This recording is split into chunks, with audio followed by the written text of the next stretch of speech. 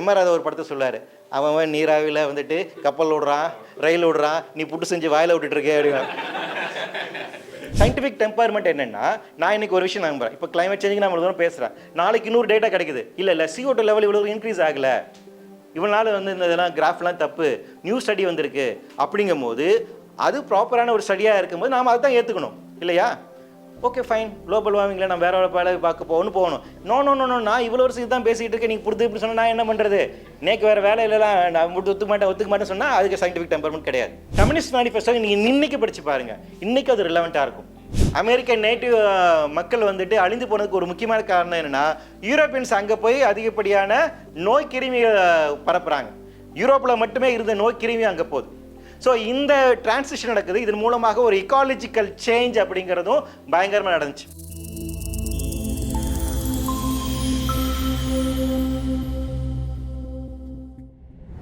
Even the rain அப்படின்னு ஒரு படம், முக்கியமான ஒரு படம்.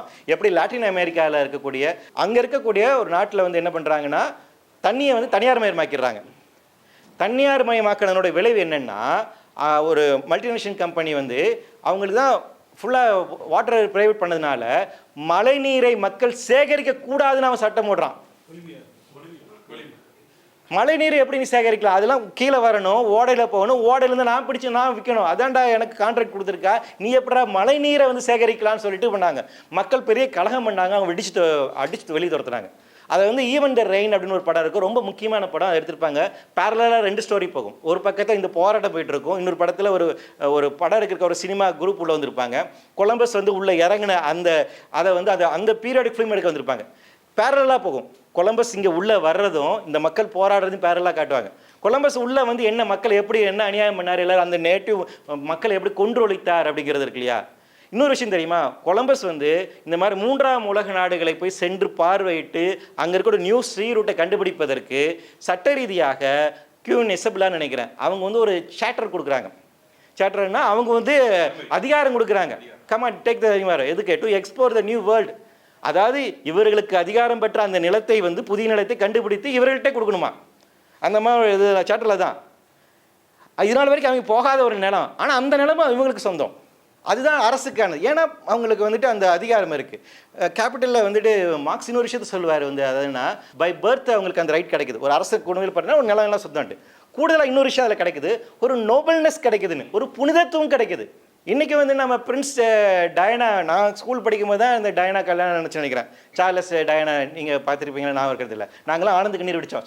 என்ன ஒரு கல்யாணம்டா, ஃபேரிடைல் மேரேஜ் அப்படிங்கிறது இருக்குல்ல, அந்த பின்னாடி அந்த ஃபாகை பிடிச்சி 4 பேர் இப்படி வர்றாங்க, பூ போடுறதுக்கு ஒரு 100 பேர், அத்தனை பேர் ஆர்மி ட்ரெஸ் எல்லாம் போட்டுட்டு வந்து அதே மனநிலை தான் இப்போ வந்து அம்பானி வீட்டு கல்யாணம் நடந்து நம்ம வீட்டு கல்யாணத்துக்கு கூட இப்படி உட்காந்து போய் செஞ்சிருக்க மாட்டாங்க இவங்க. ஸோ பின்னிட்டாங்க. இப்போ இந்தியா புகழ் எங்கேயோ போயிடுச்சு. எல்லாரும் ரஜினி ஆடுறாருப்பா அப்படின்னாரு. பாவம் வயசான காலத்தில் அவரை போயிட்டு நோக அடிச்சுட்டு என் தலைமை வந்து எப்படி பார்த்தாலும் அவர் ஆட முடியாமல் ஆடிட்டு வந்து கொடுத்த காசுக்கு அவங்க பண்ண சேட்டை. அப்போ என்ன நீங்கள் நினச்சி பாருங்கள், அவ்வளோ கோடிக்கணக்கானது செலவு பண்ணி ஒரு கல்யாணம் நடத்துகிறோம் இந்த நாட்டில். 40% மக்கள் இங்கே வந்து வறுமை கோட்டுக்குள்ள இருக்காங்க இந்தியாவில். ஆனால் அந்த பெருமிதம் நம்ம உணர்றோம் இல்லையா, பிகாஸ் அந்த நோபல்னஸ் அதில் கற்பிக்கப்படுது. அந்த நோபல்னஸோட தான் அது நடக்குது. அப்போ இது எல்லாமே எங்கேருந்து ஆரம்பிச்சதுன்னா, உங்களுக்கு இந்த சட்டங்கள் கோடிஃபைட் லாஸ் வந்து இங்கே எவால்வ் ஆகும்போது இருக்கும்போது, அரசு இருக்கும்போது, அரசாட்சி இருக்கின்ற போது இந்த சட்டங்கள் இப்படி இருந்துச்சு. அடுத்த சிலை போயிடலாம். ஸோ அதில் ரினைசைனில் நடந்தது. நான் எல்லாமே இந்த ஹிஸ்ட்ரி வந்துட்டு யூரோப்பியன் பெர்ஸ்பெக்டிவ் வந்து மட்டும் தான் பண்ணுறேன். நம்ம இந்தியன் ஹிஸ்ட்ரிக்கு வந்து போகல, ரொம்ப டைம் ஆகும். ஏன்னா கேபிட்டல் மூலதனம்ங்கிறது ஆரிஜினானது அங்கே அப்படிங்கிறதுனால யூரோப்பியன் ஹிஸ்ட்ரி மட்டும் கான்சன்ட்ரேட் பண்ணுறேன். அதில் அப்போ ரினைசன்ஸ் பீரியட் வரும்போது அடுத்து இன்னும் நடக்குது. ரினைசன்ஸ் பீரியடில் நிறைய கண்டுபிடிப்புகள் கிடைக்குது. கலீலியோ சும்மா இல்லாமல் பூமியை வந்துட்டு சூரியன் சும்மா இல்லாமல் சுற்றிட்டு வந்துட்டு இருக்கு அப்படிங்கிற சொல்ல. ப்ரூனோ வந்துட்டு அதை வந்து வெளியே பேசுகிறாரு, அவர் எரிச்சு கொண்டுறாங்க.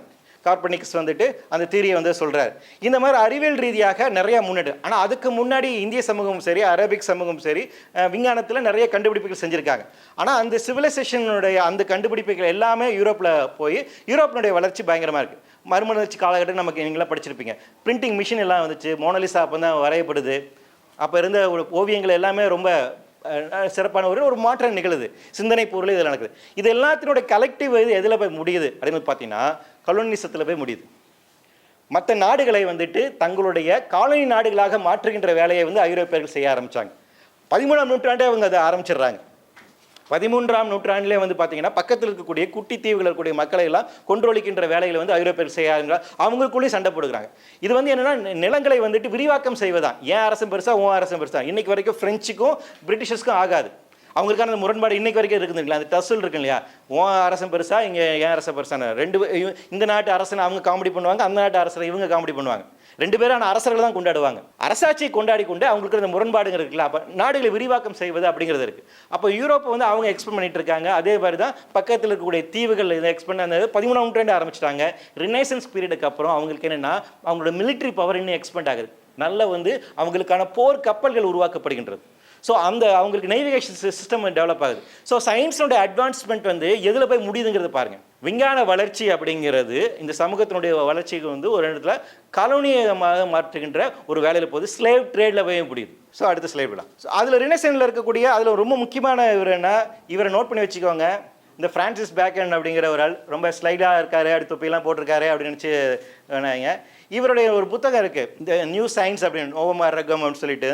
இந்த புத்தகம் வந்து என்னென்னா சயின்ஸுக்கான ஃபஸ்ட்டு பிரின்சிபல்ஸை எவால்வ் பண்ணது இவர் தான். ஆனால் இவர் சயின்டிஸ்ட் கிடையாது, எங்களை மாதிரி அட்வொகேட். நாங்கள் சயின்ஸ் எல்லாம் படிக்க மாட்டோம், ஆனால் சயின்ஸ் என்ன இருக்குன்னு நாங்கள் தான் சொல்லுவோம்.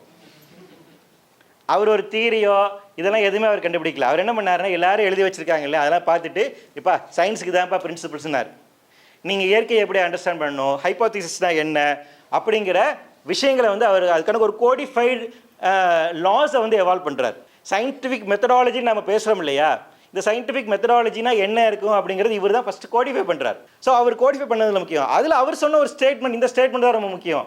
Let the human race recover that right over nature which belongs to it by divine bequest. இது என்னென்னா பைபிளில் ஒரு வாசகம் இருக்குது. 6 நாளில் வந்துட்டு இந்த பூமியில் இருக்கக்கூடிய எல்லாத்தையும் உயிரினம் பண்ணிட்டு அப்புறம் மனுஷனை உண்டாக்கி விட்டு நீ என்ன வேணால் பண்ணிக்கப்பா, இதெல்லாம் உனக்கு சொந்தம் அப்படின்னு ஆண்டவர் படைச்சி விட்டுட்டாரு அப்படின்னு பைபிளர். ஸோ அதை வந்து இவங்க எடுத்து என்ன சொல்கிறாங்க, என்னுடைய பர்த் ரைட்டு பாய், இந்த நேச்சரை வந்து எப்படி வேணால் கொள்ளையிடுவதற்கும் நான் எப்படி வேணால் பயன்படுத்துவதற்கும் மாற்றி அமைப்பதற்குமான எனக்கு உரிமை இருக்குது. இந்த ஃபிலாசபிக்கல் ஜஸ்டிஃபிகேஷன் தான் டேஞ்சரான விஷயம். இப்போ நம்ம நினைக்கக்கூடிய நிறைய சவால்களில் ஏன் வந்து நம்ம கூட பேச இப்போ நேற்று கூட கேட்டிருந்தாங்க, ஏன் இந்த எக்கனாமிக்ஸ் ப்ரொஃபஸர்லாம் இப்படி இருக்காங்கன்னு யாரும் கேட்டுருந்தாங்க. ரொம்ப பாவம் கவலைப்பட்டிருந்தார். ஏன் ஒய் எக்கனாமிக்ஸ் இப்படியே சிந்திக்கிறாங்க, யார் நீங்கள் தான் கேட்டு வைக்கிறேன். நீங்கள் தான் ஏன் இப்படி சிந்திக்கிறாங்க, என்ன தான் பிரச்சனை, வாட்ஸ் யுவர் ப்ராப்ளம் அப்படின்னா, என்ன பிரச்சனை அப்படின்னா சில விஷயங்களில் வந்துட்டு அவங்க வந்து ப்ரீஜுடிஸ்டாக இருக்கிறது ஒன்று, அவங்க அந்த விஷயங்களை அப்படி நம்புறதோட ஸ்டாங்கட் ஆகிறாங்க இல்லைங்களா, அதை நீங்கள் உடைக்க முடியாது. ஒரு ஃபேமஸான ஒரு ரெவல்யூஷனரி சொன்னார், கோர்ட்டில் போய் நிற்கும் போது வந்துட்டு இவர் மற்ற சிறைவாசிகள்லாம் வந்துட்டு மாற்றிட்டு இருக்காரு அப்படின்னு. அப்போ அவர் சொன்னார், some brains cannot be change, they should be smashed அப்படின்னாரு. சில பேரை நம்மளால் மாற்ற முடியாது, ஆனால் ரொம்ப அடமெண்ட்டாக ப்ரீஜுடிஸ்டாக அப்படியே அது உள்வாங்கப்பட்டதில் இருக்குங்களா. அப்போ என்ன அதில் நடக்குதுன்னா, சில பேருக்கு ஃபிலாசபிக்கல் ஜஸ்டிஃபிகேஷன் கிடைக்கும், சில பேருக்கு ஒரு ரிலீஜியஸாக இருக்கக்கூடிய ஜஸ்டிஃபிகேஷன் கிடைக்கும்.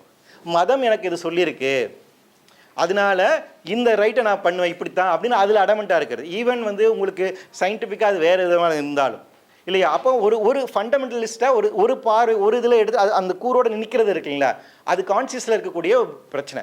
ஒரு ஓப்பன் மைண்ட் டிஸ்கஷனில் ஒரு சயின்டிஃபிக் டெம்பர்மெண்ட் என்னென்னா, நான் இன்றைக்கி ஒரு விஷயம் நம்புகிறேன், இப்போ கிளைமேட் சேஞ்சுக்கு நான் இவ்வளோ தூரம் பேசுகிறேன், நாளைக்கு இன்னொரு டேட்டா கிடைக்குது, இல்லை CO2 லெவல் இவ்வளோ இன்க்ரீஸ் ஆகலை, இவனால வந்து இந்த இதெல்லாம் கிராஃப்லாம் தப்பு, நியூ ஸ்டடி வந்திருக்கு அப்படிங்கும் போது அது ப்ராப்பரான ஒரு ஸ்டடியாக இருக்கும்போது நாம் அதை தான் ஏற்றுக்கணும் இல்லையா. ஓகே ஃபைன், குளோபல் வார்மிங்கில் நான் வேறு வேலை பார்க்க போகணும். நோ நான் இவ்வளோ வருஷத்துக்கு தான் பேசிகிட்டு இருக்கேன், நீங்கள் புரிது இப்படி சொன்னால் நான் என்ன பண்ணுறது, நேற்று வேறு வேலையிலலாம் நான் ஒத்துக்க மாட்டேன்னு சொன்னால் அதுக்கு சயின்டிஃபிக் டெம்பர்மெண்ட் கிடையாது. அப்போது என்னென்னா ஒரு நமக்கு முன்னாடி அறிவியல் ஆய்வுகள் என்ன சொல்லுதோ அதை நம்ம என்ன அதன் அடிப்படையில் தான் ஒரு தீர்வுக்கு நம்ம வரணும் இல்லைங்களா. ஆனால் சில விஷயங்களுக்கு அடிப்படையாக இதெல்லாம் வரையறுக்கப்பட்டதுன்னு ஒரு முடிவுக்கு வந்துடும் இல்லைங்களா, அது சிக்கலுக்குரியது. அந்த வேலையை அவர் செய்கிறார். இது ஐரோப்பிய நாடுகளுக்கு அவங்களுக்கான என்ன ஒரு தந்துச்சுன்னா, எந்த நாட்டை போய் வேணால் ப்ளண்டர் பண்ணலாம், எக்ஸ்ப்ளாய்ட் பண்ணலாம், ஸ்லேவ் ட்ரேட் பண்ணலாம் அப்படிங்கிற அந்த ஃபிலாசபிக்கல் ஜஸ்டிஃபிகேஷன் இருக்குது. அரசனின் பேராலும் ஆண்டவனின் பேராலும் 2 பேராலும் தான் இருக்குது. எல்லாமே எழுதியிருக்கேன், இந்த name of grace of lordship அப்படின்னு போட்டுட்டு இந்த நேம் ஆஃப் அவர் பிலோட் கார்டுன்னு போட்டுட்டு தான் அவங்க எல்லாம் எழுதுவாங்க. ஆனால் என்னதான் பெஸ்ட்டுன்னு நம்ம வந்துட்டு ஒரு விஷயத்தில் பாராட்டுது, எல்லாத்தையும் டாக்குமெண்ட் பண்ணி வச்சுருக்காங்க. எத்தனை பேர் எது எரிச்சோம், எத்தனை கோவில், அவங்க சர்ச்சை எரிச்சிருக்காங்க, அந்த இதுவுமே இருக்குது. நீங்கள் இந்த ஹிஸ்ட்ரிஸ் வந்து பார்த்தீங்கன்னா தெரியும், மெகலனாக இருக்கட்டும், இவங்கெல்லாம் போகும்போது இந்த சீ ரூட்டில் போகும்போது பிரிட்டிஷர்ஸ்க்கும் டச்சுக்கும் ஃப்ரெஞ்சுக்கும் இவங்க நடந்த இந்த சண்டை இருக்கு இல்லையா, அதில் வந்து டச் பீப்புள்ஸை வந்துட்டு இவங்க எரிக்கிறது, பிரிட்டிஷர்ஸ் வந்து டச்சை எரிச்சது, இந்த இதையும் ரெக்கார்ட் பண்ணுறாங்க. அங்கே இருக்கக்கூடிய நேட்டிவ் பீப்புள்ஸையும் எரிச்சு தான் அவன் ரெக்கார்ட் பண்ணுறான். அவனுடைய அந்த கப்பலில் அந்த லாக் புக் இருக்குல்ல, அந்த லாக் புக்கில் எல்லாமே ரெக்கார்ட் பண்ணுறாங்க. அந்த அளவுக்கு உண்மையாக இருக்காங்க. அதெல்லாம் அவங்க அரசன்ட்ட சப்மிட் பண்ணுறாங்க. நம்ம ஆளுங்க எழுதுறது கிடையாது, அவ்வளோதான் வித்தியாசம். ஸோ இது எல்லா ஹிஸ்ட்ரியில் எல்லாம் நடந்திருக்கு. ஸோ ஆனால் அவங்க டாக்குமெண்ட் பண்ணுறாங்க. அதனால் இன்றைக்கி இந்த குறித்தான டாக்குமெண்ட்ஸ் இருக்குது. ஸோ இவருடைய இந்த சிந்தனை ரொம்ப முக்கியமானது. அடுத்து ஸோ நான் சொன்ன மாதிரி இந்த ஸ்லேவ் ட்ரேடு, கொலம்பஸ் அப்படி போகும்போது இதில் இந்த போர்ட்ரேட் இதில் ஒரு முக்கியமான விஷயம் என்னென்னா, நீங்கள் எல்லாம் இப்போ ராபின்சன் க்ரூசோ நாவல் படிச்சிருக்கீங்களா? நான் படிக்கும்போது அது வந்துட்டு இருந்துச்சு. ராபின்சன் க்ரூசோவில் ஒரு முக்கியமானது என்னென்னு பார்த்தீங்கன்னா, அதில் அவங்க சொல்கிறது என்ன, வெள்ளையர்கள் வந்து உயர்ந்தவர்கள், அவங்க சிவிலைசேஷன் உயர்வானது. அந்த பாவம் அந்த நேட்டிவ் அவனுக்கு வந்து ஒன்றும் தெரியாது, ஸ்லேவுக்கு. அவனோட கல்ச்சர் வந்துட்டு ரொம்ப கீழானது. அவனை நாங்கள் வந்து என்ன பண்ணுறோம், சிவிலைஸ் பண்ணுறோம். சிவிலைசிங் தி சேவேஜ், காட்டு மிராண்டின்னு அவனுக்கு வந்து பேர். அந்த மண் சார்ந்து ஏன்பா இந்த வெயிலில் வந்துட்டு இவனை மாதிரி இந்த பேண்ட்டு சட்டை இந்த குள்ளாலாம் போட்டு நம்ம இருக்க முடியுமா? அவன் குளிர் பிரதேசத்தில் இருக்கான். குளிர் எங்கிட்டு போகக்கூடாதுன்னு கோட்டு, ஓவர் கோட்டு, குள்ளா, காதுக்கு மாட்டுறதுன்னு வச்சுருக்கிறான். நியாயம் இல்லைங்களா? நம்ம ட்ராபிக்கல் ரீஜனில் இருக்கிறவங்க எப்படி இருக்க முடியும்? கோமனை கட்டிட்டு தான் இருக்க முடியும். இதெல்லாமே ஹிஸ்டாரிக்கல் ஃபேக்ட்ஸ். ஹிஸ்டாரியில் நிறைய ஃபன் ஃபேக்ட்ஸ் இருக்குது, ரைட்டா? அப்படி தான் இருந்துச்சு. ஆனால் நமக்கு ஒரு போர்ட்ரேட் இருக்கு இல்லையா, இவர்கள் எல்லாம் சேவேஜாக இருந்தார்கள், அவங்க சிவிலைஸ் பண்ணக்கூடிய வேலைகளை நாங்கள் செய்கிறோம். இது செஞ்சதோடு அங்கே போய் நிறையா இயற்கை ரீதியாக இருக்கக்கூடிய எக்கோ இம்பீரியலிசமும் சேர்த்து நடந்துச்சு. அடுத்ததுக்கு போகலாம். அது நடந்த ஒரு முக்கியமான விஷயம், நேட்டிவ் பீப்புள்ஸாக வந்து கொல்ல ஆரம்பிக்கிறாங்க. நிறைய இனப்பணுக்கூட நடந்திருக்கு. அதில் முக்கியமான விஷயம் என்னென்னா, யூரோப்பில் இருந்து நிறைய விதமான உணவு ஐட்டங்கள் போகுது, மற்ற நாடுகளிலிருந்து நிறைய உணவு ஐட்டங்கள் போகுது. நாம் நினச்சிட்டு இருக்கோம் இட்லி நம்மளுடைய இதுன்னு, தாய்லாண்டு இதில் வந்ததுன்னு சொன்னாங்க உணவு ஐட்டம். அந்த மாதிரி நிறைய ஸ்பைசஸ் வந்துட்டு இங்கேருந்து வெளிநாட்டில் போயிருக்கு. அதே மாதிரி நம்ம ஊருக்கு நிறைய புதிய ஸ்பைசஸுமே வந்து சேர்ந்துருக்கு. ஸோ அந்த மாதிரி நடக்குது. அதோடு சேர்ந்து நடந்தது என்னென்னா, ஸ்மால் ஃபாக்ஸ், இன்ஃப்ளூயன்ஸா, இந்த மாதிரி நோய் கிருமிகளையும் வெள்ளைக்காரர்கள் அங்கே கொண்டு போகிறாங்க. அமெரிக்க நேட்டிவ் மக்கள் வந்துட்டு அழிந்து போனதுக்கு ஒரு முக்கியமான காரணம் என்னென்னா, யூரோப்பியன்ஸ் அங்கே போய் அதிகப்படியான நோய் கிருமிகளை பரப்புகிறாங்க. யூரோப்பில் மட்டுமே இருந்த நோய் கிருமி அங்கே போகுது. ஸோ இந்த டிரான்சிஷன் நடக்குது. இதன் மூலமாக ஒரு இக்காலஜிக்கல் சேஞ்ச் அப்படிங்கிறதும் பயங்கரமாக நடந்துச்சு. அடுத்து ஸோ இந்த ஆக மொத்தம் இந்த நூற்றாண்டை நம்ம எப்படி புரிந்து கொள்ளலாம்னா, இந்த மெர்கன்டைலிசம் அப்படி சொல்கிறோம், அது கூட சேர்த்து மெர்கன்டைலிசம், கேபிட்டலிசம் சேர்த்து தான் வந்து பார்க்கணும். ஸோ இந்த காலம் ஃபுல்லாக மெர்கன்டைல் அப்படிங்கிறது, அதாவது வியாபாரம், வர்த்தகம் அப்படிங்கிறத பயங்கரமானது. இந்த வர்த்தகம் அப்படிங்கிறது என்னென்னா, அங்கங்கே தங்களுக்கு தேவையானது போய் சுரண்டி எடுத்துக்கொள்வது அப்படிங்கிற நிலையை வந்து உருவாக்கு. ஸோ 16ஆம் 17ஆம் நூற்றாண்டு வரைக்கும் இந்த நிலைமை தான் இருந்துச்சு. இந்த நிலைமை இப்படி பண்ண சுரண்டல் முறையின் காரணமாக தான் அடுத்து உங்களுக்கு இண்டஸ்ட்ரியல் ரெவல்யூஷன் வரதுக்கான ரா மெட்டீரியல் கிடைக்குது. ஸோ இந்த இண்டஸ்ட்ரியல் ரெவல்யூஷன் வருவதற்கான வெறும் பேசிஸ் என்ன அப்படின்னா, ஐரோப்பிய யூனியன் இப்படி கொள்ளையிட்டது, கலோனிசம் அப்படிங்கிறது அது ரொம்ப முக்கியமான விஷயம். அடுத்த ஸ்லைட் போயிடலாம். ஸோ அதில் இந்த சொசைட்டி இவ்வளோ பிரச்சனைக்குரியதாக இருக்குது அப்படிங்கிற விஷயத்த முதலாக பேசினவர் யாருன்னா ரூசோ தான். ரூசோவனுடைய இந்த ஜென்ரல் வில் அப்படிங்கிற ஒரு கான்செப்ட் நீங்கள் வந்து படிச்சிருப்பீங்க. ஆன் கான்ட்ராக்ட் நடிக்கிறார் அந்த புத்தகத்தினோட பேர். அந்த புத்தகம் ரொம்ப முக்கியமான விஷயம். இந்த புத்தகத்தில் வந்து அவர் என்ன சொல்கிறாருன்னா, இந்த சமூகத்தில் நான் ஃப்ரீயாக வாழ்கிறதுக்கு என்னுடைய ஜென்ரல் வில்லை கொடுக்க வேண்டியது இருக்குது. சோஷியல் கான்ட்ராக்டில் வந்துட்டு ரூசோவனுடைய ஒரு கருத்து இருக்கு இல்லையா, நான் இந்த சொசைட்டியில் வாழணும் அப்படின்னா என் சுதந்திரத்தை தியாகம் பண்ணணும். ரோட்டில் நான் வண்டி வேகமாக ஓட்டும் போது ரெட் லைட் எரிஞ்சால் நிற்கணும், அது என் சுதந்திரம்னு என்னால் போக முடியாது. நான் சமூக கட்டுப்பட்டு தான் இருக்கணும். டிராஃபிக் மாமா இருக்கிறாரா இல்லையான்னு பார்த்துட்டு நம்ம நைஸாக கூட்டம் இல்லைன்னா முறுக்கிடுறோம். இருந்தாலும் ஒரு பயம் வருது இல்லையா, ரெட் லைட் எரியுதுன்னு அப்படிங்கிறது. ஸோ அந்த இடத்துல உங்களுடைய ஃப்ரீ வில் அப்படிங்கிறது, இந்த ஃப்ரீ வில் அப்படின்னு பேசும்போது ஆர்டிஸ்ட்டுக்கு நம்ம குரூப்பில் நிறைய ஆர்டிஸ்ட்லாம் இருக்காங்க. நான் ஆர்டிஸ்ட்டில் எனக்கு ரொம்ப பிடிச்சமான விஷயம் என்னென்னா, நான் எது சொன்னாலும் அவங்க கேட்க மாட்டாங்க. அவங்களை நீங்கள் வந்து ஒரு சட்டகம் போட்டு அவங்களை கட்டுக்குள்ளே வைக்கவே முடியாது. பிகாஸ் ஏன் அப்படின்னா, பை நேச்சர் அவங்க என்னென்னா, அந்த நேரத்தில் அவங்களுக்கு என்ன ஒரு இன்ஸ்டிங்க்ட் இருக்கோ அப்படி தான் அவங்க வந்து செயல்படுவாங்க. அது அவங்களுடைய இயல்பு. மோஸ்ட் ஆஃப் தி, நான் பார்த்த வரைக்கும், மாட்டுக்கிறதுன்னு தான் சொல்லுங்கள், மோஸ்ட் ஆஃப் தி ஆர்டிஸ்ட் அப்படி தான் இருப்பாங்க. அந்த நேரத்தில் அவங்களுக்கு இயல்பாக என்ன தோணுதோ அதை அப்படியே வெளிப்படுத்தணும். நாம் கொஞ்சம் தயங்கும் இல்லையா, நமக்கு இருக்கக்கூடிய அந்த தயக்கம் இது வந்து செயற்கையாக ஒரு கட்டுப்பாட்டு முடியுது. நாம் இந்த சொசைட்டிக்கு அடாப்ட் ஆகிருக்கோம், அதனால் ஓகே இது பண்ணக்கூடாது அப்படின்னு நினைப்போம். ஆனால் அவங்க அது பண்ண மாட்டாங்க. நீங்கள் அதனால தான் நிறைய ஆர்டிஸ்ட் வந்துட்டு அவங்களோட லைஃப்லாம் வந்து பயங்கர ட்ராஜடியாக இருக்கும். ஏன் அப்படின்னா, இந்த ப்ரெசன்ட் சமூகம் இந்த மனுஷ பயிரோட வாடுறது ரொம்ப கஷ்டமாக இருக்குது அப்படிங்கிறாங்க இல்லையா. காஃப்காவோட லைஃப் எடுத்துக்கோங்க, வான்காவை எடுத்துக்கோங்க. எதுக்கு காதை எடுத்துக்கிட்டார் அவர்? வான்கா தெரியும் இல்லையா, ஸ்டார் நைட்ஸ் உங்களுக்கு தெரியும். மற்றவங்களுக்கு ஒரு ஃபேமஸான ஒரு பெயிண்டர். எந்த நூற்றாண்டில் இருந்தார் அவர்? 1800. ரொம்ப அவரோட பெயிண்டிங்ஸும் ரொம்ப பியூட்டிஃபுல்லானது. இப்போ பல $1 பில்லியன் போய் விற்கிறாங்க. இப்போ கூட நிறைய திருடிட்டு போயிட்டாங்க, அதெல்லாம் கிடைக்கல. $1 பில்லியன்ஸ் வித்துட்டு இருக்காங்க. அப்போ அவர் சோத்து வெளியே தான் செத்தார். ஆனால் அவரோட பெயிண்டிங்ஸ் வந்து ரொம்ப அந்த அப்ட்ராக்ட், அதுக்கு முன்னாடி கூட பெயிண்டிங்ஸ், அவரோட ஸ்ட்ரோக்ஸ் எல்லாம் ரொம்ப வித்தியாசமாக இருக்கும். எல்லோ கலரை வந்து அவ்வளோ பியூட்டிஃபுல்லாக வந்து பயன்படுத்தியிருப்பார். அவ்வளோ ஒரு ஃபேமஸான ஒரு பெயிண்டர். ஆனால் அவர் வாழ்நாளில் ரொம்ப மனம் பிறலிருந்து இந்த சமூகத்தோட சேர்ந்து ஒட்டி வாழ முடியாமல் ஏதோ ஒரு இதுலேருந்து போயிட்டு யாரோ ஒரு பெண் கேட்டாங்கன்னு காதை எடுத்து கொடுத்துட்டாரு. இதயத்தை கேட்கல. இந்த அது ஒரு கதை இருக்குது. ஆனால் இன்னொரு கதை என்னென்னா, அவர் தன்னோட செல்ஃப் போர்ட்ரேட் வரைஞ்சாராம். வரைஞ்சிட்டு இருக்கும்போது காது சரியாக வர மாட்டேதான். நான்சென்ஸ், இந்த காது தானேன்னு அறுத்துட்டு அப்புறம் வரைஞ்சாராம். அப்படி ஒரு கதை இருக்குது. பட் எனிவே அவர் தன்னோட காதை அறுத்துக்கிட்டார். இதை நான் என்ன சொல்கிறேன்னா, நீங்கள் நிறைய ஆர்டிஸ்டோட லைஃப் எல்லாம் எடுத்து பார்த்துக்கலாம். இது வந்து ஒரு ஜஸ்ட் ஒரு என்னுடைய ஹைப்போதிசிஸ் தான், மேபியாக இருக்கலாம். ஏன் அப்படின்னா, சமூகம் ஒரு கெட்டுக்குள்ளே வச்சிருக்கோம். அந்த ரிபல் அந்த இதுக்குள்ளே இருந்து வெளியே வரக்கான ஒரு முயற்சி. இது எல்லாருமே நாமளும் செஞ்சுக்கிட்டே இருக்கோம். நீங்கள் நினச்சி பாருங்கள், உங்கள் இயல்புத்தன்மையோடு உங்களால் இருக்க முடியுதான்னு. இருக்க முடியாது இல்லையா? டைட்டானிக் படம் பார்க்கணும். டைட்டானிக் படத்தில் அந்த ஹீரோனுக்கு கேட் வின்செல்ட் அது ஃபஸ்ட் சீன் நான் இருக்கிறது இல்லை, வந்து உட்காரும் போது டேபிளில் எப்படி உட்காந்து சாப்பிட்டு கிளாஸ் எடுப்பாங்க தெரியுமா? இப்படி தான் உட்காரணும் ஸ்ட்ரைட்டாக. ஒரு ஜென்டில்மேனாக இருக்கிறதுங்கிறது, ஜென்டில்மேன் லேடிஸாக நீங்கள் இருக்கிறது இப்படி உட்கார நிமிந்து உட்காரணும், கரெக்டாக இருக்கணும். இந்த ஃபோக்கு கரெக்டாக அடிக்க வச்சுருப்பாங்க. அந்த ஒவ்வொரு ஃபோக்கும் கரெக்டான சாப்பாடுக்கு நீங்கள் பயன்படும். பண்ணை குத்துறதுக்கு ஒன்று, அந்த க்ரீமை வந்து தடவுறதுக்கு ஒன்று, இதை வெட்டுறதுக்கு ஒன்று. இதை மாற்றி நீங்கள் யூஸ் பண்ணக்கூடாது. ஆமாம், நம்ம இவங்க ஃபாதர்ஸ்லாம் இருக்காங்களே, அவங்களுக்கு அந்த தனி கிளாஸ் உண்டு. ரோமுக்கு நீங்கள் வந்து போகணும் அப்படின்னா, போப்பாண்டவரை பார்க்கணும் அப்படின்னா இதெல்லாம் சொல்லிக் கொடுப்பாங்க. அங்கே நீங்கள் டேபிள் மேனஸ்னு ஒன்று இருக்குது. அதில் என்னையா மேனஸ், சாப்பிட்றதுல என்னையா மேனஸ், நாம் இப்படி போட்டு இப்படி சாப்பிட்றோம் இல்லையா? வந்துட்டு யூ சேவேஜ் ஃபெல்லோஸ். இது எல்லாமே அப்படி தான் இருந்துச்சு. அப்படி ஒரு வாழ்வியலே அவர்கள் வாழ்ந்தார். அந்த ஒரு கட்டுக்கு ஒப்பு இருக்கு. அப்போ இதுலேருந்து ரிபல் ஆகக்கூடிய தன்மை இருக்கு இல்லைங்களா? இதுக்குள்ளே இருக்க முடியாது. இந்த இதுக்குள்ள இதை முதல்ல அட்ரஸ் பண்ணவர் நம்ம தலைவர் ரூசோ தான். ஸோ அந்த சோஷியல் கான்ட்ராக்டில் வந்துட்டு அவர் வந்து பேச ஆரம்பித்தார். ஸோ அந்த கேபிட்டலிசம் அதுக்கப்புறம் இந்த சமூகம் என்ன படிநிலை உருவாச்சு அப்படின்னு பார்க்கறதுனா உங்களுக்கு தெரிஞ்சிருக்கும். அந்த ரூலிங் கிளாஸ் அப்படிங்கிறது வந்துடுது. அது கீழே இருக்கக்கூடிய மத குருமார்கள், அப்புறம் இந்த மிலிட்ரி, அதுக்கு மேலே இருக்கக்கூடிய இந்த பூர்ஷா குரூப், அதுக்கு கீழே இருக்கக்கூடிய தொழிலாளர் குரூப். இந்த கிளாசிஃபிகேஷன் ஆஃப் கிளாஸ் இருக்கு இல்லையா, இது எல்லாம் அப்போ தான் எவால்வ் ஆகுது. 16th அந்த ரினேசன்ஸ் பீரியட் அந்த காலகட்டத்திலையும் கரெக்டாக அந்த 18 இந்த ஒரு காலகட்டத்தில் தான் இந்த முதலாளிகள், தொழிலாளிகள், இந்த பூர்ஷா போட்ரி அப்படின்னு நம்ம நிறைய பேசுகிறோம் இல்லையா? இந்த விஷயங்கள் எல்லாமே எவால்வ் ஆகுது. இதில் என்ன இன்னும் கூடுதலாக இது என்ன ஆகுதுன்னா, இவர்களுக்கு தான் எல்லா சொத்தும், இவங்களுக்கெல்லாம் சொத்து கிடையாது. ஆனால் இவங்கெல்லாம் தான் உழைக்கணும், உழைச்சி கொடுப்பாங்க சொத்தெல்லாம் இவங்களுக்கு. நம்ம ஊரில் அது எப்படி இருந்துச்சுன்னா, கோவில் நிலம் சாதின்னு சொல்லிட்டு வேல்சாமியினுடைய புத்தகம் இருக்குது. அதுலேருந்து இங்கே நம்ம தமிழ்நாட்டில் பொறுத்த வரைக்கும் எப்படி அமைப்புனா, எல்லா சொத்துமே கோவிலுக்கு சொந்தம். கோவில் நாம் மக்கள் எல்லாம் சேர்ந்து உற்பத்தி பண்ணி விவசாயம் பண்ணி அதை கொண்டு போய் கோவிலில் கொடுத்துருவாங்க. கோவிலில் இருக்கக்கூடிய அரசனும் சரி, அவர்களுக்கு ராஜகுருவும் சேர்ந்து என்ன பண்ணுவாங்க, பிரிப்பாங்க.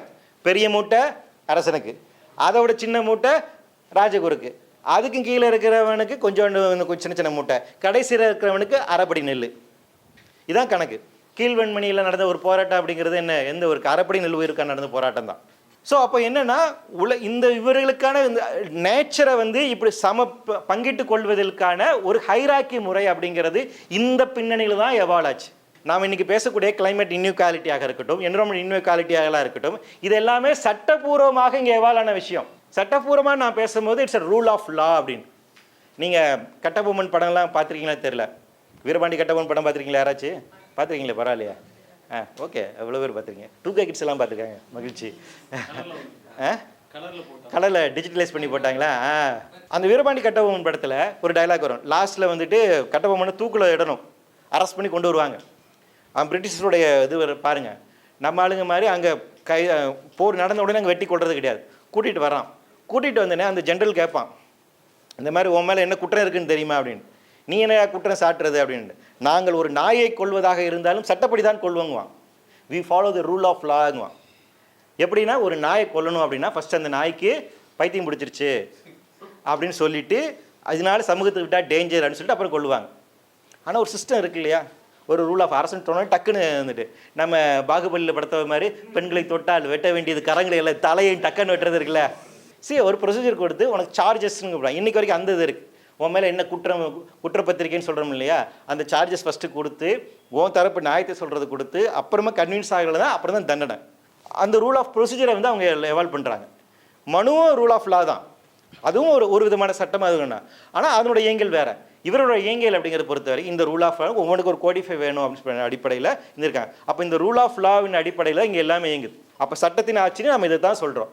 அதனால தான் நம்ம சட்டத்தை மாற்றணும்னு சொல்கிறதுக்கான காரணம் அதுதான். ஏன் அப்படின்னா, ஏன்னா சட்டத்துக்கு கட்டுப்பட்ட ஒரு சமூகமாக நம்ம இப்போ பழக்கப்பட்டு விட்டோம். அப்போ இந்த சட்டம் அண்ட் பாலிசிஸ்ங்கிறது தேவை. சட்ட ரீதியாகவே ஒரு தரப்புக்கு அதிகப்படியான இயற்கை வளங்களை வைத்துக் கொள்வதற்கான உரிமை வழங்கியிருக்கோம், இன்னொரு இடத்துக்கு கொடுக்க மாட்டேங்கிறோம். சட்ட ரீதியாக இந்த எக்ஸ்ப்ளாய்டேஷன், இந்த டிஸ்பாரிட்டி இருக்குது. அப்போ சட்ட லீகலைஸ்டாக இருக்கக்கூடிய இந்த இன்இக்வாலிட்டியை எப்படி ஈக்குவலைஸ் பண்ணுறது? ஸோ அப்போ அது எப்படி எவால்வ் ஆச்சுன்னா யூரோப்பியன் இதில் பொறுத்த வரைக்கும் இந்த எவால்வ். அடுத்தது இண்டஸ்ட்ரியல் ரெவல்யூஷன் அப்படிங்கிறது உங்களுக்கு 1780s வந்துருச்சு. ஃபஸ்ட்டு ஸ்டீம் இன்ஜின் கண்டுபிடிக்கப்படுது. ஜேம்ஸ் வாட்சன் சும்மா இல்லாமல் ஸ்டீம் இன்ஜினை கண்டுபிடிச்சிட்டாப்புல. எனக்கு தெரிஞ்ச கதை என்னென்னா, வீட்டில் அவங்க அம்மா பாத்திரத்தை பார்க்க சொல்கிறாங்க, அது அப்படியே பொங்கி பொங்கி வருது. ஒழுங்காக சுடுதண்ணியை வச்சு உருளைக்கிழங்கு போட்டு வேக சாப்பிட்டு போயிருந்தால் பிரச்சனை கிடையாது, அன்றைக்கே ஒரு பெரிய இது இருக்கும்.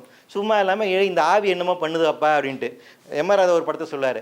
அவன் நீராவியில் வந்துட்டு கப்பல் விடுறான், ரயில் விடுறான், நீ புட்டு செஞ்சு வாயில் விட்டுட்டுருக்கே அப்படின்னா. நம்ம எனக்கு கொலா புட்டு தானே செஞ்சாங்க, அதே சயின்ஸ் தானே.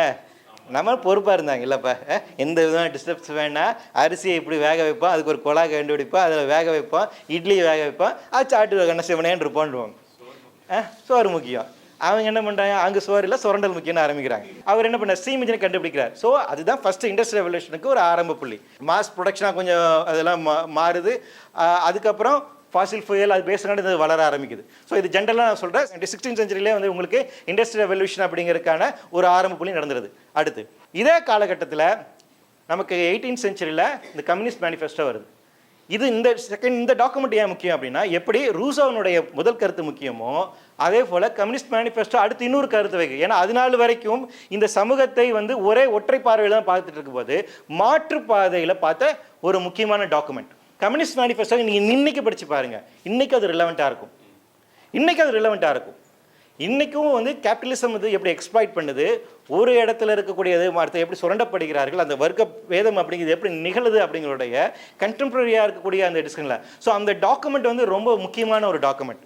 ஸோ ஹிஸ்ட்ரியை நீங்கள் எப்படி பார்ப்பது, மனித சமூகத்தை எப்படி பார்ப்பது அப்படிங்கிறதுக்கான வைக்கப்பட்ட ஒரு முக்கியமான டாக்குமெண்ட். ஸோ இண்டஸ்ட்ரியல் ரெவல்யூஷன் நடந்த போது இண்டஸ்ட்ரியல் ரெவல்யூஷன் மேலே வைக்கப்பட்ட இண்டஸ்ட்ரியல் சமூகம், கேபிட்டல் சமூகம் உருவானதுக்கு பின்பாக வைக்கப்பட்ட முதல் விமர்சனம் தான். அவருக்கு முன்னாடி ஹெகல் பேசியிருக்காங்க, ஃபயர்பர்க் பேசியிருக்காங்க, எல்லாருமே அந்த சமூகத்தினுடைய உற்பத்தி முறையை பற்றி பயங்கரமாக ஆய்வு செஞ்சுருக்காங்க.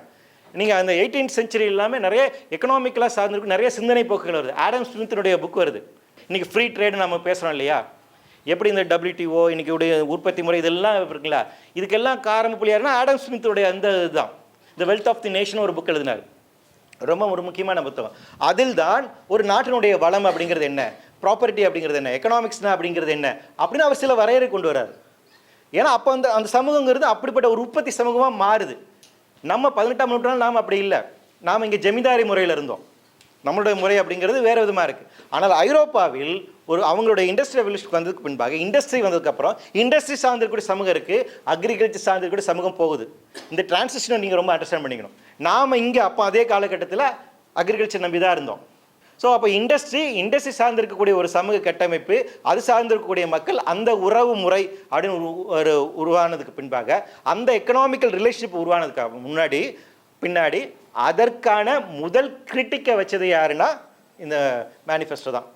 ஸோ ஃப்ரெட்ரிக் ஏஞ்சல்ஸ் அண்ட் மார்க்ஸ்னுடைய இந்த மேனிஃபெஸ்டோ, இந்த டாக்குமெண்ட் ரொம்ப முக்கியமான ஒரு டாக்குமெண்ட். அடுத்து ஸோ இந்த அவருடைய மார்க்ஸ்னுடைய அந்த கிரிட்டிக்கில் ரொம்ப முக்கியமானது என்னென்னா, இந்த ஏலினேஷனுங்கிற ஒரு கான்செப்ட் வச்சார். காலையில் ஜியோ பேசிகிட்டு இருக்கும்போது அது குறிப்பிட்டார், அந்நியமாதல் அப்படின்னு. நான் முன்னாடியே சொன்னேன்ல, இந்த சமூகத்திலிருந்து நான் வந்து ஏதோ ஒரு ஏலினேட்டாக ஃபீல் பண்ணுறேன் அப்படிங்கிறது ரூசோ சொன்னார் இல்லைங்களா. அதை வந்து கேபிட்டல் சொசைட்டியில் வந்துட்டு எப்படி நீங்கள் அந்நியமாகறீங்கன்னு, ஒரு தொழிலாளி தான் உற்பத்தி செய்யக்கூடிய பொருள் வந்து அந்நியமாகறான், அந்த பொருளுக்கும் அவருக்குமான தொடர்பு இருக்கிறது இல்லை இல்லையா. நான் அந்த பொருளை ஓன் பண்ண முடியாது. அதே நான் வந்து ஒரு வேட்டை சமூகமாக இருக்கும்போது, ஒரு நொமேடாக இருக்கும்போது, நான் சின்னதாக ஒரு பொருள் செய்கிறேன், ஒரு கூடை பண்ணுறேன், ஒரு துணி பண்ணுறேன், அது என்னோட இது. அதில் என்னோட ஃபிசிக்கல் லேபர் இருக்கும், என்னோட கிரியேட்டிவ் லேபரும் இருக்குது, ரெண்டு இல்லையா. நான் ஃபிசிக்கலாக ஒரு ஓவியன் ஒரு படம் வரையறதுக்கு முன்னாடி நம்ம யோசிக்கிறோம், மோனலிசா மாதிரி நம்ம வரையணும் அப்படின்னு நான் யோசிக்கிறேன், கற்பனை பண்ணி வச்சுக்கிறேன். அப்படி அழகாக இருக்கு, வரையும் போது எப்படி இருக்குது, அது குரங்கா வந்து சேருது.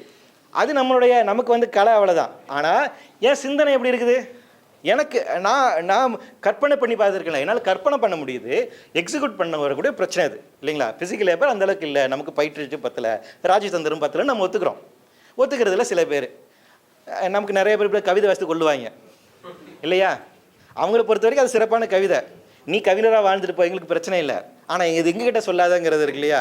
இதெல்லாம் எங்கேயோ சொல்லணும்னு நினச்சி இங்கே சொல்லிட்டார், ரைட்டு. ஸோ அப்போது இந்த அந்நிய நீங்கள் பண்ணக்கூடிய பொருளுக்கு மீதான உங்களுக்கான உரிமைங்கிறது இல்லாமல் போகுது. ஃபஸ்ட்டு ஏலியனேஷன் அங்கே நடக்குது. நீங்கள் வந்து ஒரு சோஷியல் பீயிங்காக இருக்கிறது இருக்கு இல்லையா, இந்த சமூகத்தில் நான் வாழ்கிற போது நான் விருப்பப்பட்ட இடத்துல என்னால் இருக்க முடியுமா, விருப்பப்பட்ட கல்வியை வந்து மேற்க முடியும், என் ஃப்ரெண்ட்ஸ் யார் அப்படிங்கிறது, நான் எங்கே இருக்கேன். இப்போ நான் வட சென்னையில் இருக்கக்கூடிய இருக்கேன்ல, வட சென்னையில் இருக்கிறவங்களுக்கு உங்களுக்கு இதான் வாழ்வியல் முடிவு செய்யப்பட்டது. தென் சென்னையில் இருக்கிறவங்க ஒரு வாழ்வியல் தான், பக்கத்தில் சொந்தக்காரங்க இவங்க தான், நீ இந்த என்வரான்மெண்ட் தான் இருக்குங்கிறது இருக்கு இல்லையா. அப்போது நாங்கள் பிளேஸ் பண்ணப்படுகிறேன். அப்போ இந்த சமூக கட்டமைப்பு என்ன பண்ணுது, என்ன ஒரு இடத்துல பிளேஸ் பண்ணுது. அப்போ என்னன்னா இங்கே இருக்கணும், என் சொந்தக்காரங்க என்னவாக இருக்கணும், நான் என்னவாக இருக்கணும் அப்படிங்கிறது. நாலாவது இருக்கக்கூடிய ஏலியனேஷன் ரொம்ப முக்கியமானது என்ன, இயற்கையிடம் இருக்கக்கூடிய அந்நியமாது. டிஸ்கனெக்ட் வித் நேச்சர் இருக்குங்களா, அது எப்படி நிகழ்து அப்படின்னு பார்த்தீங்கன்னா, கான்சியஸாகவே நம்ம வந்து இப்போ இயற்கை அப்படின்னா கேட்டால் நம்ம என்ன சொல்லுவோம் டக்குன்னு, வானம், பூமி, மரம், செடி, கொடி, இது இயற்கை இல்லையா. அதான் நீங்கள் இயற்கைன்னும் போது வெளியே அங்கிட்ட கிட்ட தேடுறீங்க. இப்போ இங்கே இருக்கிறது இயற்கை தான்ப்பா, இதுவே இயற்கை தான், காற்று இங்கே இயற்கை தானே. இதில் நீங்கள் செயற்கையாக சில விஷயங்களை வச்சுருக்கீங்க. இயற்கையாக கூடிய காற்றை நீங்கள் கண்டிஷன் பண்ணி மாற்றிருக்கீங்க, உங்களுக்கு ஏற்ற மாதிரி இதில் அதில் இன்டர்ஃபர் பண்ணியிருக்கீங்க. அதனுடைய அர்த்தம் இது ஃபுல்லாக நீங்கள் செஞ்சதுன்னு இல்லை, இது இயற்கை. இந்த பூமி இயற்கை, உங்கள் உடம்பு இயற்கை இல்லையா.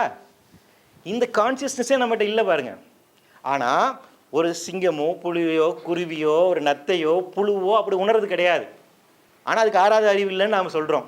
ஆறாவது அறிவு இருக்கக்கூடியதை நாம் இயற்கையினோட ஒரு பகுதியாக உணர்வதே இல்லை. கான்சியஸ்லேருந்தே நாம் வந்து இங்கேருந்து ஏலினேட் ஆகிருக்கோம். இதுதான் ரொம்ப அபாயகரமான ஒரு ஏலினேஷன். இந்த ஏலினேஷன் இருக்கிறதுனால தான் இந்த இயற்கையை சுரண்டுறதும் பூமி இப்படி பாழ்படுறதும் இப்படி பிரச்சனைக்குரிய போகிறதும் நமக்கு ஒரு பெரிய பிரச்சனையாகவே தெரியுறதில்லை. ஏன் அப்படின்னா அவன் பூமியை தனியாக பார்க்குறான், ஃபாசில் ஃபியூலை வந்துட்டு தனியாக பார்க்குறான், அதை வந்து ஒரு பொருளாக பார்க்குறாங்க. ஸோ அந்த இது இருக்குது. ஸோ அந்த ஏலினேஷன் இதை வந்துட்டு மார்க்ஸோட இந்த ஏலினேஷன் அப்படிங்கிற இந்த ஒரு இது இருக்குது. தமிழில் எஸ்விஆர் வந்துட்டு எஸ்வி ராஜதுரையினோட அந்நிய மதம்னு ஒரு புத்தகம் எழுதியிருக்கார், ரொம்ப ஒரு முக்கியமான ஒரு புக்கு. நானும் ஒரு புக் எழுதியிருக்கேன், அரசியல் சூழல்னு சொல்லிட்டு, அதுலேயும் இதை பற்றி கொஞ்சம் டிஸ்கஸ் பண்ணியிருக்கேன். வாய்ப்பு இருக்கவங்க நீங்கள் வந்து அதை படிக்கலாம்.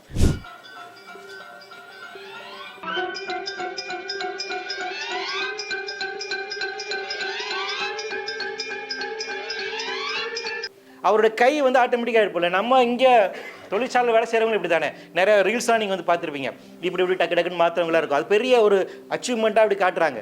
கிட்டத்தட்ட மனுஷன் ரோபோவாக்கி வச்சுருக்கீங்க. 19ஆம் நூற்றாண்டு வந்து பார்த்தீங்கன்னா அப்படி தான் இருந்துச்சு யூரோப். ஸோ யூரோப்பை வந்து அவர் வந்து பிரதிபலிக்கிறார். அவர் வந்து இங்கிலாந்துலேருந்து அமெரிக்காவுக்கு வந்தவர், ஒரு ஒர்க்கிங் கிளாஸ்லேருந்து வந்தவர். அதை பார்த்த விதம் இருக்கு இல்லையா, கேபிட்டல் சொசைட்டி அப்படிங்கிறது எப்படி இருந்துச்சு, மனிதன் என்ன பண்ணியிருக்குன்ட்டு. உலக போர் ஏன் வந்துட்டு வந்துச்சுல, ஃபர்ஸ்ட் வேர்ல்டு வார் ஏன் வந்துச்சு, மக்களுக்கெல்லாம் விடுதலை கொடுக்கணும் பண்ணாங்க, இப்போ விடுதலை பண்ணுவோம் இந்த நாடுகள்லாம் அமைதியாக இருக்குன்ட்டு. அதுவுமே என்னென்னா நிலத்திற்கான ஒரு சண்டை தான். நிலப்பரப்பை வந்து அதிகப்படுத்துவதற்கான இந்த முதலாளித்துவ நாடுகள் இருக்குல்ல, அவங்க ஒவ்வொன்றுக்குள்ளும் சண்டை போட்டதை வேர்ல்டு வார் ஆக்கிட்டாங்க.